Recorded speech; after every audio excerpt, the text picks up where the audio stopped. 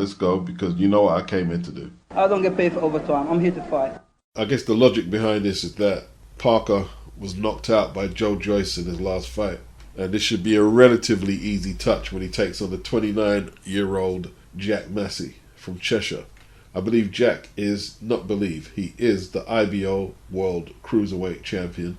29 years of age, 20 wins, 11 knockouts, 1 defeat, and that was to Richard Riakporhe, who he gave a decent fight. He did give him a decent fight, in all fairness. So it's ambitious from Jack Massey. Could he be catching Joseph Parker at the right time? I think a lot of people are going to be crying mismatch. Jack's last fight was at 203 pounds. It doesn't have his height and reach here on BoxRec. Joe Parker, however, is 6'4", 76-inch reach. Was knocked out by Joe Joyce last time. He's fought the likes of Derek Chisora twice. He's lost UDs to Dillian White, Anthony Joshua. He's got W's over Andy Ruiz, majority decision. He's got a UD over Carlos Takam, which was a lot closer than the official result tells you. This will be on the Eubank. Liam Smith undercard. Glowacki versus Richard Riakporhe is confirmed on the undercard. Is this an acceptable opponent for Joseph Parker? Personally, I don't think he's unacceptable. Because he's coming up from cruiser and has no recognisable W's on his record.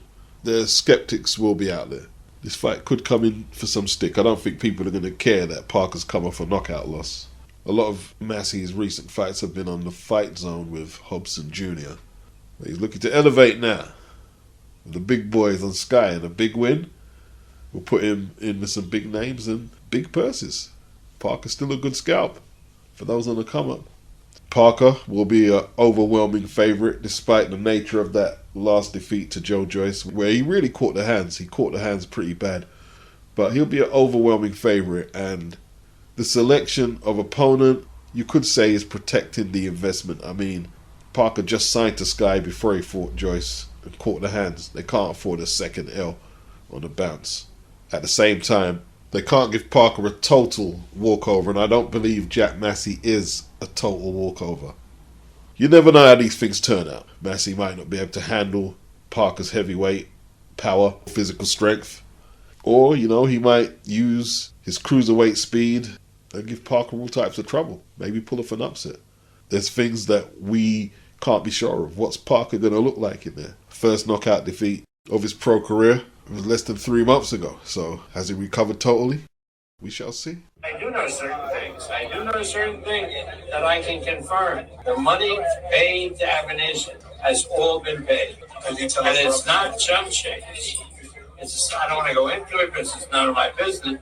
But I know from Frank Warren that every nickel in that contract is in the bank. Money in the bank. Yeah. Why? They're doing the same thing again, right? So 120,000 is supposed to be the accurate figures of pay-per-view buys that Crawford did. Now, there's people in America. Oh, well, it's a global streaming app. The whole 120 wasn't done in America. Motherfucker, it sold 120,000. That's why it's a global app, so they can have reach like that. Why are you trying to downplay that? Like, making it harder to sell pay-per-views makes it more of an achievement. No, you want to get the money. You want to get the buys. And that's what they did. So, Regis PROGRAIS no longer has to try and fulfill 2 back-to-back mandatory defenses, as Jose Ramirez and Teofimo Lopez, both on Top Rank, neither looking enthusiastic to try and nail down that fight. So he'll be allowed a voluntary. I'm not going to go through the whole Ramirez situation. I'm not going to bother. How about giving Sandor Martin a shot? He's number 5. He arguably beat Teofimo Lopez. Here's what I don't get, yeah? And I'm not going to go to Jose Ramirez or Teofimo Lopez. You wave off a perfectly good title shot because it started at 70-30 in the champion's favour. The sanctioning body extended it to 35-65. You're still not happy. Okay, you want to get paid. Here's the thing. If you're with Top Rank, PBC, DAZN, BT, Boxer, Wasserman, these people have money backing their promotion. Shouldn't they make up the shortfall from a purse bid that the fighter is unsatisfied with? If it's, say, 25-75, 30-70. Make up the shortfall. Surely they should put a little incentive in there. We keep hearing that term betting on yourself. Well, go bet on your fighter.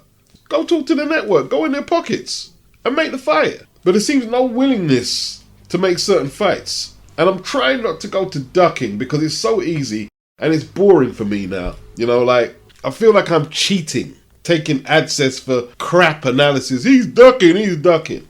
'Twas 2019. Frank Warren was trying to pick off Dave Allen, who was on Matchroom at the time, to pad up Daniel Dubois' record. I mean, it's the perfect fight for Daniel, right?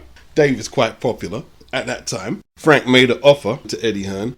Eddie Hearn had just recently signed Martin Bakole, and Bakole come off that stoppage win against Kingpin Johnson. And there's rumours that he had a very good sparring session where he acquitted himself very well with Daniel. I'll say no more because I didn't see it, but some people did. Eddie said, yo, Frank, you want to put on a big fight? How about we send Martin Bakole over to BT? You get a free fight. You get a free fight. You don't even have to worry about paying Bacole's purse. I'll pay it for him.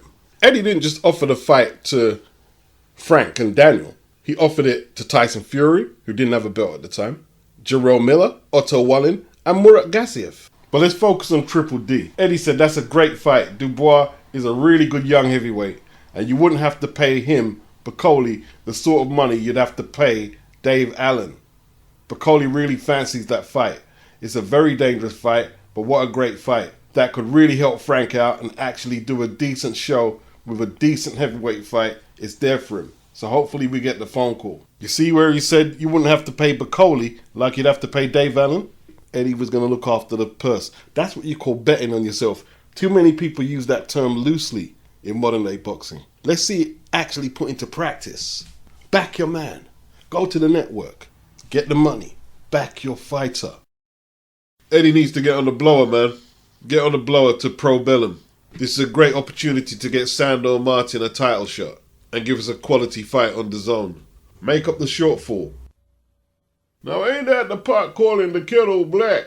Jamal Charlo, Jaime Munguia don't want no smoke. They've apparently been trying to make the match and no haps. Well, let's keep it real, Jamal. Both of you got them patches on your arm, not wanting no smoke. Let's keep it real. Not much more to say on that one. Not much more fights left this year. I think we got Joshua Franco versus Ioka. And, you know what I mean, I don't want to be repeating my material. It's smoke. Yeah, I'll put them patches on your arm, man. Weirdo boxers these days. Charlo, how about you fight Carlos Adames and don't wait for the sanctioning body to have to enforce the mandatory? How about you take the initiative? You're both on the PBC. But what have we seen this year? You're calling Munguia out for not wanting no smoke, but he didn't want to fight Adames, and neither do you. I believe the extension on the negotiation period for Lawrence Okolie and David Light would have ended today. They had a 9-day extension, and they've done a deal with Sky, and Lawrence Okolie will be on Sky. I hear a lot of people in the zone saying they won't be sorry to see Lawrence Okolie go. Lawrence has become Marmite with his style of boxing.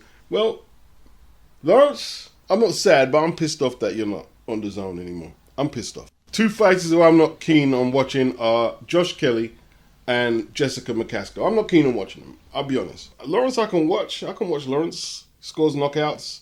I wouldn't put him in that category where he's unwatchable, personally. But Sky, they've got their way. Next, they want Dalton Smith. They want to decimate the whole of the Matchroom roster, it seems like. But I'm a DAZN subscriber, so I'm rooting for where my subscription money goes. That's what I'm rooting for. And we ain't got Lawrence no more. Eddie's grasp on the domestic scene has took a major hit. Josh Taylor rematch with Jack Catterall is now signed to take place in Glasgow in March. Ben Shalom has confirmed to Talk Sport.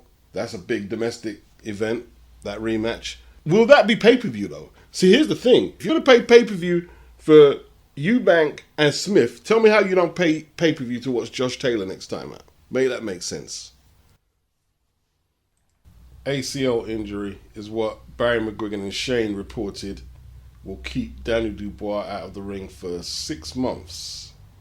They're talking about the USYK title fight came up near the same time Daniel was injured. And they said he can't box for 6 months because of repair time. So most people would assume that they saw a doctor who examined the injury and told Daniel, you can't box for 6 months. That's what most people would assume. The truth is, Shane and Barry were trying to mollycoddle Daniel, not force him into another quick defense of that belt. And if they take a lame opponent, he's going to be scrutinized. No, they want time. After Daniel got floored 3 times in the first round and looked vulnerable, they were trying to buy time. But Daniel blew them up. Because this is what I'm saying. I spoke about the offer that Eddie made to Frank Warren about OKOLIE taking on Daniel Dubois. If it was up to Daniel, he probably would have took the fight. But that's why you have Frank Warren there. Frank Warren used to have Dean Powell, matchmaker. Before that, Ernie Fossey used to do a lot of that work. Bit before you guys' time, you know what I mean? Want to tell me about Frank Warren, you know, fucking more than me, eh?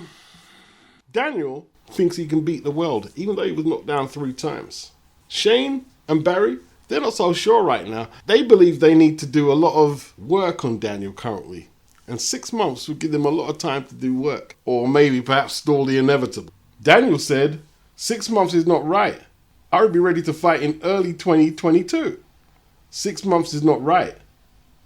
So he's in conflict with what they said. And you've heard me say it a couple of times, and if you follow me on Twitter, I've been saying, most of the fights that are not happening are down to promoters, television networks, sanctioning bodies, matchmakers. It's not down to the fighters a lot of time. Some of them don't want smoke. But most times it's down to promoters, sanctioning bodies, networks, managers are fucking up a lot of the fights, letting fans go at each other. Fuck your fighter, he's this, he's that, it's so and so. Really? Daniel's ready to go. But Frank, I reckon Frank, he wants to put the brakes on as well. Frank was glad for 6 months. Yeah, let's have 6 months so we can work out a little plan, how to go forward. And Shane and Barry, yeah, they just came out straight away. They probably didn't even consult Daniel. There probably wasn't even a consultation between Daniel, Shane, Barry, and a doctor. They just came out and did their damage control straight away. Nah, Daniel wants smoke. He wants to fight. We'll see what happens. Don't be surprised if Daniel retracts his statement. Oh yeah, I went to see another specialist and he says I do need 6 months. And don't get me wrong, that's what he pays Barry, Shane, and Frank for. So if they tell him, look, just take the 6 months rest. We'll need to work out a strategy. How to keep you relevant without getting you chinned. What's he going to do? Go rogue? I'm telling you now, man. Anytime there's a big fight between the two parties, and even between the individual parties, there's all different types of motives and agendas going on. Why would Alexander Krassuyk make a deadline for the 4th of March when Tyson Fury said he needed surgery? Bob Arum is saying he's not aware of any deadline or final date available. But then you have to ask yourself, why was Tyson Fury rushing Anthony Joshua after a couple of weeks to sign a fight? And now, you're not going to be ready for March. Like I said, he wasn't going to be ready for March after he fought Derek Chisora, even if it was a one-sided fight, which it was. I was saying Tyson Fury would not be ready for March, and he needs surgery. But Krassuyk is asking for a deadline. Arum is saying I wasn't aware of any deadline or final date available. This is what he told Give Me Sports. I don't know where he's pulling that date from, of March the 4th, but one thing I must say is that both fighters have agreed to fight each other next without no interim fights, so that's good. What the date will be, that's to be determined. Well, what do you mean it's to be determined? One man just said it was March the 4th. Didn't you fucking hear, you old coot? That's what we're working on. Working on what? He said March the 4th. Here's what he said. Look. Before anyone has a go at me, because some people get mad at you when all you're doing is repeating and listening and repeating what's being said. Krassuyk said, and I've highlighted it here, right? March the 4th next year is the final date that an undisputed fight can happen. Now, maybe what he's saying is they have to get it done by then, or USYK's mandatories could be an issue. But then again, Tyson Fury said he's not going to pay the sanctioning fee for the IBF. So it won't be a quote-unquote 4-belt undisputed fight anyway. But the fight needs to be made anyway. Regardless if 4 belts are on the line, it doesn't matter. As of today, here's the only things that matter.